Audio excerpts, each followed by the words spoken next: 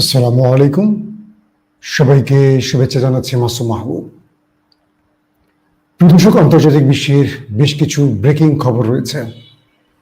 প্রথম খবরটি হলো, এবার পুরো ভারতে তুলকালাম ঘটে গেছে। টার্গেট পাকিস্তান।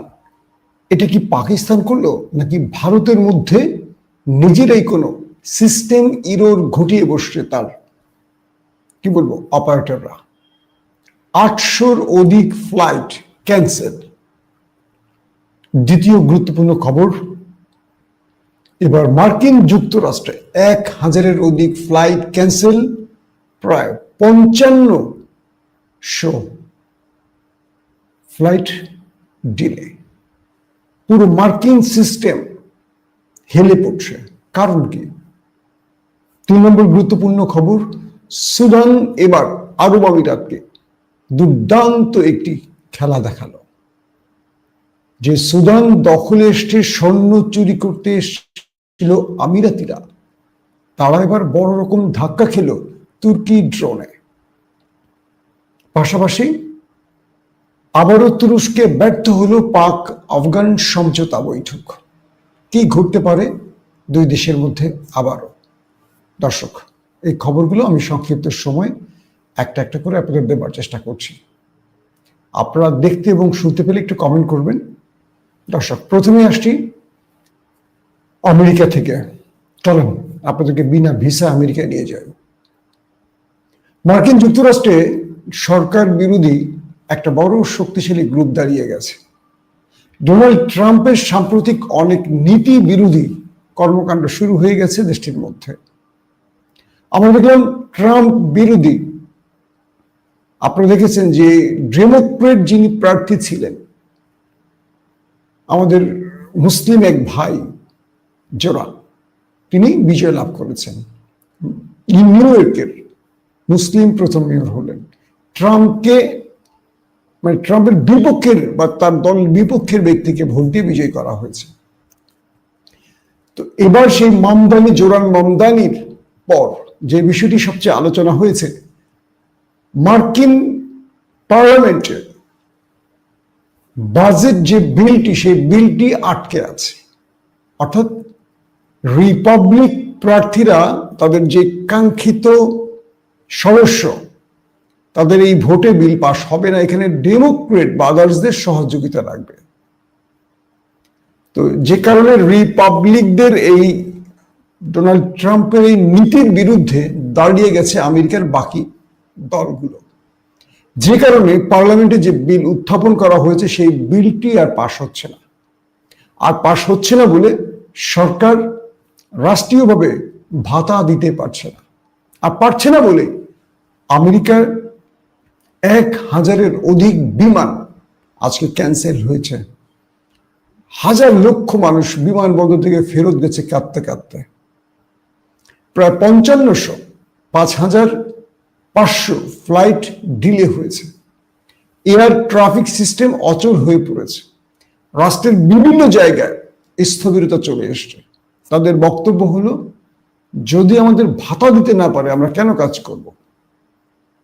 তার মানে যে আমেরিকা বিশ্ব মোড়ল, আজ তারা নিজেরাই বড় প্রশ্নবোধক চিহ্নের সামনে দাঁড়িয়ে গেছে। ট্রাম্পের এই আস্ফালন আজ আমেরিকানরা বৃদ্ধাঙ্গুলি দেখিয়ে দিয়েছে। তাহলে কি হবে এবার? পার্লামেন্টে বিল যদি পাশ না হয়, কি করবে ডোনাল্ড ট্রাম্প? দ্বিতীয় গুরুত্বপূর্ণ খবর হলো, পাক আফগান বৈঠক হয়েছে তুরস্কে আবারও। সেই বৈঠকে আফগান মুখপাত্র জাবিউল্লাহ মুজাহিদ বলেছেন, আলোচনা ব্যর্থ হয়েছে এবং পুরোপুরি পাকিস্তানকে দায়ী করেছে। তবে তিনি বলছেন, এইটুকু আসার কথা হলো, যুদ্ধবিরতি এখনো বলবৎ আছে, কিন্তু দুই দেশ যে আলোচনা করেছে, এখান থেকে কোনো কাঙ্ক্ষিত ফলাফল আসেনি।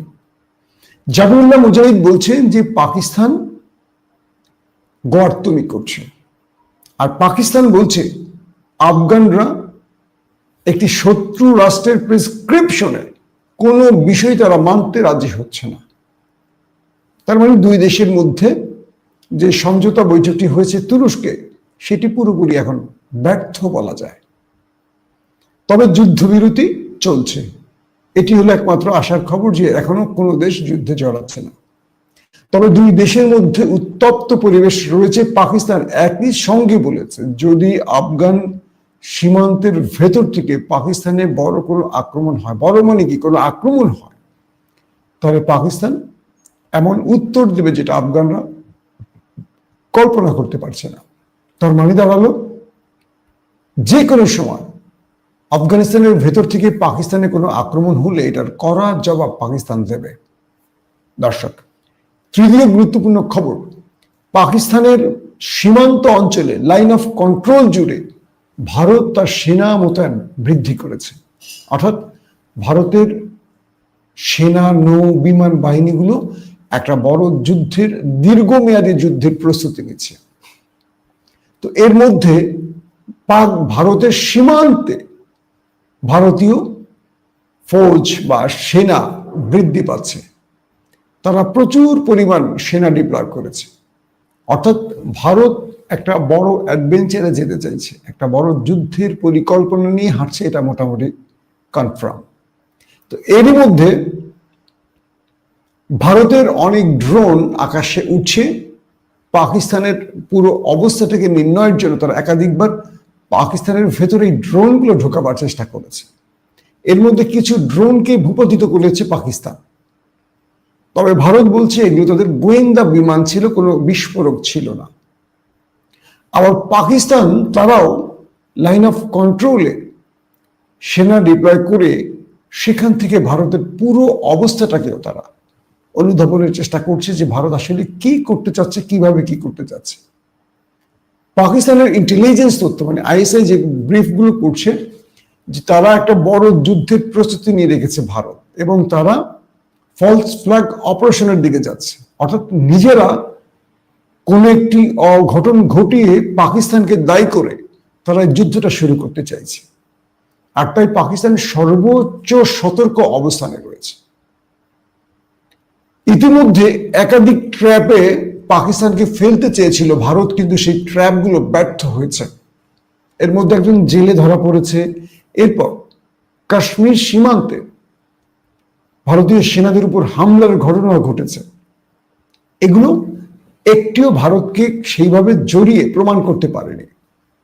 তাই ভারতের বিরুদ্ধে এই মুহূর্তে দুদেশই স্যাটেলাইট ইমেজ নিয়ে গভীর বিশ্লেষণ করে খেলা খেলছে। কেন বললাম? ভারত তার স্যাটেলাইটগুলো পাকিস্তানের ব্যাপারে সজাগ রেখেছে এবং প্রতি মুহূর্তে আপডেট নিচ্ছে।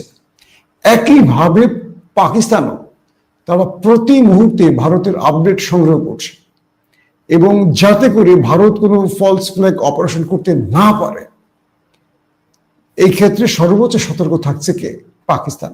আর যদি হয়েও যায়, পাকিস্তান সেটাকে একটা সদুত্তর দেওয়ার জন্য চেষ্টা করছে। কারণ আমি যদি আমার ঘরে আগুন লাগিয়ে আপনাকে দায়ী করতে চাই, এখান থেকে বাঁচা খুব কঠিন। ভারত এই কাজটি করতে চায়, তবে পূর্ণ স্ক্রিপ্টে করবে না নতুন কোন স্ক্রিপ্টে করবে, এটা হয়তো আমরা আগামী কয়েক দিনের মধ্যে বুঝবো। তবে দুই দেশের মধ্যে যে উত্তেজনাকর পরিস্থিতি আছে, যে কোনো সময় দেখবেন কোন একটি পক্ষ আক্রমণ করে বসবে, এটা মোটামুটি কনফার্ম।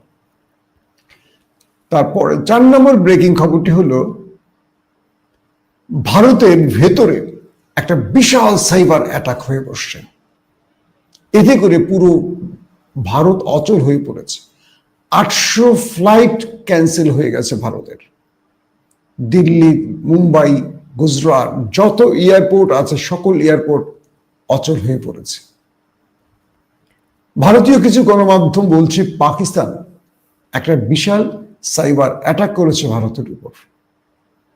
এখানে যে বিশ্লেষণগুলো পাওয়া যাচ্ছে সেই বিশ্লেষণগুলো বলা হচ্ছে যে সাম্প্রতিক যে বুনিয়ানুম মারসুস এবং অপারেশন সিঁদুর, এখানে পাকিস্তান ভারতকে পরাজিত করেছে আকাশে। এখানে স্থল যুদ্ধটা খুব লম্বা সময় হয়নি, লাইন অফ কন্ট্রোলে গোলাগুলি হয়েছে, এইটাই।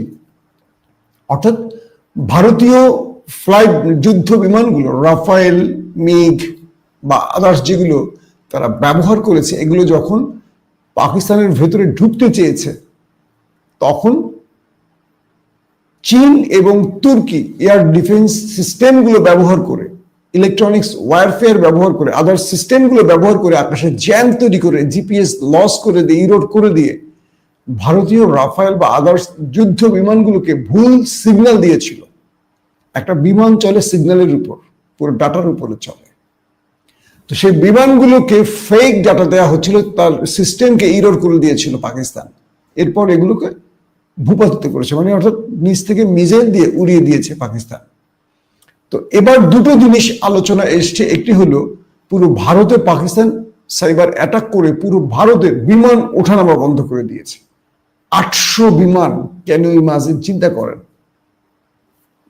পাকিস্তান কি আমেরিকা হয়েছে 1000 আর ভারতে হয়েছে 800, ফ্যাক্ট দুটো ভিন্ন। কিছু গণমাধ্যম বলছে এটা পাকিস্তান করেছে, কিছু গণমাধ্যম বলছে না, এটা পাকিস্তান করেনি, ভারত নিজেরা করেছে। কারণ মূলত তারা এই সিস্টেমটাকে ব্যবহার করে দেখার চেষ্টা করলো, ধরেন তাদের কাছে এটা কিন্তু সব অ্যাজাম্পশন, কনক্রিট কোনো তথ্য না, ঘটনা সত্য, কিন্তু কে ঘটিয়েছে এটা এখনো স্বীকারও নেই, কেউ কাউকে দায়ী করছেও না। বাট রাজনৈতিক সামরিক বিশ্লেষকদের অভিমতগুলো আমি তুলে ধরছি আপনাদের কাছে। বলা হচ্ছে যে হয়তোবা ভারত এই সিস্টেমটা দিয়ে দেখলো, যদি পাকিস্তান তার এয়ার ট্রাফিক বন্ধ করে দেয়, তার আকাশকে এইভাবে সাইবার অ্যাটাকের মাধ্যমে ক্লোজ করে দেয়, ইরোড করে দেয় সকল সিস্টেমগুলোকে, সেই ক্ষেত্রে ভারত এটা মোকাবেলা করতে পারবে কিনা, কত সময় লাগবে এটা মোকাবেলা করতে। জাস্ট এটি ভারত ট্রাই চালালো, ইসরায়েলি কোন সিস্টেম দিয়ে এটি ভারত করে নিজেরাই করলো, একটি পক্ষ তাই বলছে। আরেকটি পক্ষ বলছে যে না, এটা পাকিস্তান করেছে, ভারতের এই সিস্টেমকে লস করে দিয়ে তারা বোঝবার চেষ্টা করলো যে ভারতকে এভাবে কয়দিনের জন্য অবরুদ্ধ করে রাখা যায় পৃথিবীর নেটওয়ার্ক থেকে। তো এই 800 বিমান ক্যান্সেল হওয়ার জন্য পুরো ভারত হেলে পড়েছে, অচল হয়ে পড়েছে। বুঝতে পারছেন কত হাজার লক্ষ মানুষ প্রতিদিন এখান থেকে যায়, কত মানুষের লাইফে বিশাল একটা বিভ্রান্তি, একটা বড় দুর্ভোগ তৈরি, কত মানুষের জব চলে যাবে, মানে বিশাল একটা ব্যাপার। 800 ফ্লাইট ক্যান্সেল এবং আরো অনেক ফ্লাইট ডিলেও হয়েছে। তো এই অবস্থায় ভারত এবং পাকিস্তান তার সাইবার অ্যাটাক, ইলেকট্রনিক্স ওয়ারফেয়ার, সামরিক মহড়া, যুদ্ধ প্রস্তুতি, এগুলো নিয়ে প্রতিদিন লড়াই চলছে। ভারত যখন সাগরে কোনো একটি টেস্ট করে, মিসাইল, ব্রাহ্মস বলি বা যেটাই, সঙ্গে সঙ্গে আধা ঘন্টার মধ্যে পাকিস্তান একটা করে বসে। কেন যেন, মানে একে অপর প্রতি মুহূর্তে তাদের আপডেট আছে। ইতিমধ্যে ভারত পাকিস্তানের বিরুদ্ধে অভিযোগ করেছে যে পাকিস্তান অবৈধভাবে পারমাণবিক টেস্ট চালিয়ে যাচ্ছে। তারা জাতিসংঘের কাছে পাকিস্তানের বিরুদ্ধে বিচার দিয়েছে। আমি গত দুদিন আগে লাইভে বলেছি যে ডোনাল্ড ট্রাম্প বলেছেন পাকিস্তান নিউক্লিয়ার টেস্ট করেছে আন্ডারগ্রাউন্ডে, ভূগর্ভস্থ, এবং রাশিয়াও একই কাজ করেছে, চীন একই কাজ করেছে। এই তিনটি দেশই নাকি পারমাণবিক টেস্ট করেছে। এবার আমেরিকা করবে, অর্থাৎ আমেরিকা পৃথিবীকে দেখিয়ে নিউক্লিয়ার টেস্ট করবে। কারণ জাতিসংঘের নিয়ম অনুসারে নিউক্লিয়ার টেস্ট বা অ্যাটাক নিষিদ্ধ হয়ে গেছে পুরো পৃথিবী জুড়ে। তো এটার পরপরই ভ্লাদিমির পুতিন বলেছেন যদি আমেরিকা এই দুঃসাহস করে তাহলে এটা শক্ত জবাব নিউক্লিয়ার দিয়ে আবার দেবে রাশিয়া। বুঝতে পারছেন, এখন নিউক্লিয়ার যুদ্ধের দিকে পৃথিবী এগিয়ে চলছে। তো ডোনাল্ড ট্রাম্পের এই বক্তব্যের পর যে পাকিস্তান নিউক্লিয়ার টেস্ট করেছে, এরপর আজ পাকিস্তান বলছে যে 1998 পর তারা আর কোনো নিউক্লিয়ার টেস্ট করেনি। কিন্তু ট্রাম্পের এই বক্তব্য ধরে ভারত বলছে যে পাকিস্তান অবৈধভাবে আবার নিউক্লিয়ার টেস্ট করেছে এবং নিউক্লিয়ারকে তারা চোরাই পথে এটা ব্যবহারের চেষ্টা করছে। তাই তাহলে জাতিসংঘের কাছে বিচার দিয়েছে ভারত পাকিস্তানের বিরুদ্ধে। আর পাকিস্তান বলছে যে না, তারা কোনো নিউক্লিয়ার টেস্ট করেনি, 1998 তারা নিউক্লিয়ার টেস্ট করছে, এরপরে আর টেস্ট করেনি। তাহলে ডোনাল্ড ট্রাম্প কিসের ভিত্তিতে বলেছেন? কেউ টেস্ট করলে বলে করেছেন ভারত পাকিস্তান, কিন্তু পাকিস্তান 2 দিন আগে বলেছে একটি স্বাধীন সার্বভৌম রাষ্ট্র তার রাষ্ট্রের নিরাপত্তা যে কোনো কাজ সিদ্ধান্ত নিতে পারে, এটা কারোর দ্বারা বন্ধ হবে না। তার মানে পাকিস্তান আজকে উল্টো উত্তর দিল, দুদিন আগে খুব মাঝামাঝি উত্তর দিয়েছে। আসেন সুদানের খবরে চলে যায়। সুদানে আমিরাত অর্থাৎ আরব আমিরাত, তারা তো চীন বা দখলদার শক্তিকে নিয়ে সুদানের স্বর্ণ লুটতে মাঠে নেমেছে। তো সুদানিদেরকে ব্যাপক কচুকাটা করলো তারা। এরপর চলে এলো মাঠে তুরস্ক। 4টি কার্গো ভরে তুরস্ক পাঠালো সামরিক অস্ত্র। তুরস্কের ইন্টেলিজেন্স, তুরস্কের সামরিক বিশেষজ্ঞরা এখন সুদানে অবস্থান করছে এবং প্রথম দিনই একটা বিশাল ধাক্কা দিয়ে দিয়েছে এই সশস্ত্র বাহিনীকে, তুর্কি বাহিনীগুলো, সুদানে যারা মানুষের উপরে হত্যাযজ্ঞ চালাচ্ছে, মানে আরব আমিরাতের সমর্থন গোষ্ঠী পুষ্ট সন্ত্রাসী গ্রুপকে। আজকের খবর বলছে যে দুই পক্ষের মধ্যে এখন খেলা চলছে। এই দুই পক্ষের খেলার মধ্যে তুর্কি ড্রোন বাইরাক্তার TB2 বিভিন্ন জায়গায় খুঁজে খুঁজে আমিরাত গ্রুপের মদতপুষ্ট সশস্ত্র বাহিনীকে অ্যাটাক করে ব্যাপক ক্ষয়ক্ষতির মুখে ফেলেছে। এবং আজকে বহু জায়গায় তুর্কি ড্রোনগুলো আমিরাতের বাহিনীকে পিছু হটতে বাধ্য করেছে। তাদের প্রচুর বাহিনীকে আজকে একেবারে ওপারে পাঠিয়েছে তুর্কি ড্রোন দিয়ে সুদান। পরবর্তী তারা চীনের একটি ড্রোন নিয়ে এসেছিল তুর্কি ড্রোনকে মোকাবেলা করতে, এবং সেটিকেও প্যাকেট করে, বুঝতে পারছেন, সেটিকেও ধ্বংস করে দিয়েছে তুর্কি ড্রোন। এই মুহূর্তে আমিরাত তার মিত্রদের নিয়ে আরো বড় অ্যাডভেঞ্চারে আসার চেষ্টা করছে। আর পাশাপাশি তুরস্ক, মিশর, সৌদি আরব, ইরান তারা একজোট হয়ে আমিরাতকে মোকাবেলা করছে সুদানে। তবে এখন পর্যন্ত মাঠে নামার খবর পাওয়া গেছে তুরস্ক এবং মিশরের। এই ক্ষেত্রে আমিরাত পাশে পাচ্ছে চীনকে, ইসরায়েলকে। বিশ্বের রাজনীতির যে দাবা খেলা প্রতি মুহূর্তে পাল্টাচ্ছে আরব আমিরাত সৌদি একজোটের, কিন্তু এই ক্ষেত্রে এসে আরব আমিরাতের বিপক্ষে দাঁড়ালো সৌদি। আবার তুরস্ক ইরান মুখোমুখি, কিন্তু এক্ষেত্রে সুদান ইস্যুতে তারা একজোট। চীন ইরান বন্ধু, কিন্তু এক্ষেত্রে চীন আরব আমিরাতের বন্ধু সুদান ইস্যুতে। অর্থাৎ সুদানে তাদের টার্গেট হলো রাষ্ট্রের এই স্বর্ণ লুট করা। এই স্বর্ণ নিয়ে আরব আমিরাত আরো কোটিপতি হবে, আর সেখান থেকে ইসরায়েলে টাকাগুলো ট্রান্সফার করবে, নেতানিয়াহুকে আরো ধনী করবে, আর মদ মাস্তি করবে, মেয়েটে নিয়ে ফুর্তি করবে।